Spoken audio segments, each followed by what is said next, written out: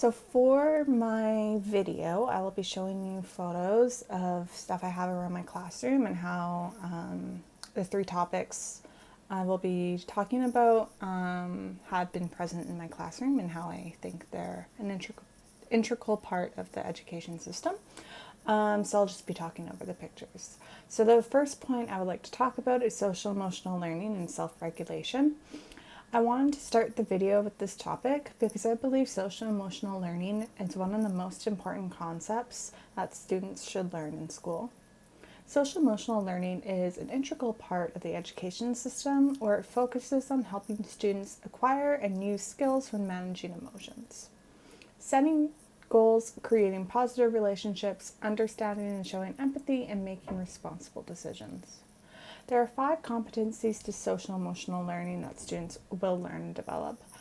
The components are self-awareness, self-management, social awareness, relationship skills, and responsible decision-making. These skills allow students to grow and develop a healthy mindset and help them overcome problems, challenges, or obstacles in life. In the past, I've used social emotional learning programs such as Ease Canada to help students understand and develop these SEL competencies. I have found that the SEL programs are extremely helpful in supplying lessons and activities that young students can relate to. Another strategy I use to help my kindergarten students with their self-awareness and self-management is using the zones of regulation. And you can see I have these here in this first photo. In my classroom, I've also created the characters of Inside Out and put them on my walls to remind students that they can feel however they want and that they will still be welcomed into my classroom. I find that this movie helps children understand that the emotions you feel in your head are normal, and it's perfectly okay to feel joy, sadness, anger, fear, even disgust. Because this Pixar movie was so popular, I created a zone of regulation chart that features the main emotions in Inside Out. Because children love to watch these movies, they can relate more to these characters when they're trying to figure out their emotions. This movie teaches children how to accept their feelings instead of trying to hide them. Showing and relating to these characters is a great way to help students understand and regulate their emotions. I've also found in the past year that a lot of my kindergartners were scared and anxious about the pandemic. I decided to implement a system where each child receives a calm down basket. And you can see that some of my students were playing with their calm down baskets in this photo. So in the basket, there are materials that the child can use to relieve their stress, anxiety, frustration, or anger. I wanted to show my students that they belong in my classroom and that they are allowed to share their emotions as long as they understand how to regulate them. In the buckets, they had Play-Doh, molding sand, and they also had little figures to mold the sand in, bubbles, a stress ball, and a pinwheel to blow on. The pinwheel was a great addition as it helped them with their deep breathing exercises.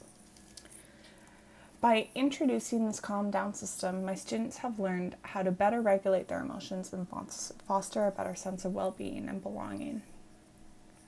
The second topic I would like to focus on is outdoor learning. Outdoor learning and outdoor play provide many benefits for children's development and social emotional learning. When children play in the natural world, it allows them to become aware of their surroundings and encourages their curiosity. When educators bring students outdoors and let them explore nature, children will often ask their own questions, create hypotheses, follow the inquiries, work together to find answers, and respond to their peers' questions. When children learn outside, they really showcase their curiosity. They love being curious out there, and they just find so many different things to explore and play with. When they go into the natural world to learn, they learn through observing, exploring, discussing, hypothesizing, and sharing. And because they oversee their own learning in the outdoors, they become more engaged as they explore their own interests. Through experience, exploration, observation, and discussion, students build their knowledge, share ideas, and express theories about the natural world. I have also found that learning in nature also allows children to forget about their stressors and helps them focus on being present. For example, when students discover a new type of organism, they will often forget about what was occupying their minds and focus all of their attention on learning about the new organism. Playing and learning in the natural world allows children to collaborate, learn to share, problem solve, and interact with new and different peers. I also learned a lot about outdoor learning from reading Sobel's article for our article search assignment. In that article, he found that both literacy and mathematical skills increased in students when they learned outdoors. By using natural materials, the students were able to think of mathematical concepts differently through hands-on work. I have tried this before in my classroom by using natural materials and loose parts to show mathematical thinking.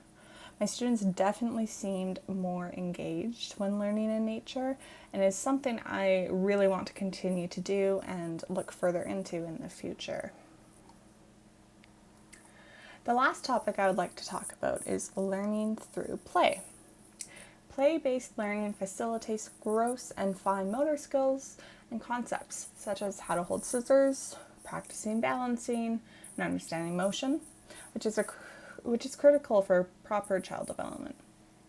It allows children to develop critical thinking skills, creative thinking, problem-solving tactics, language skills, logical reasoning, and social-emotional learning skills, which helps students become independent and responsible citizens. Also, in each of these topics I'm talking about, social-emotional learning fits into each one. So again, you can see that I play a big part in social-emotional learning in my classroom. Through play-based learning, students learn to test hypotheses, create proposals, use trial and error strategies, and learn about different roles and relationships. Play is also very much self-directed for the students, and I think it offers a sense of freedom for the children. They get to make up the rules for their activities and get to explore their creativity, and they usually work together to build something that works for every child in the group. I have found that when students play, they often leave their anxieties and stressors behind too, as their fears are not present during their creative processes. When my students come to class each morning, I make sure to give them time for play centers, and even at the end of the day, they also get play centers. I have found that my students make more positive connections with their peers, especially at the House Center or Creative Scientist Center.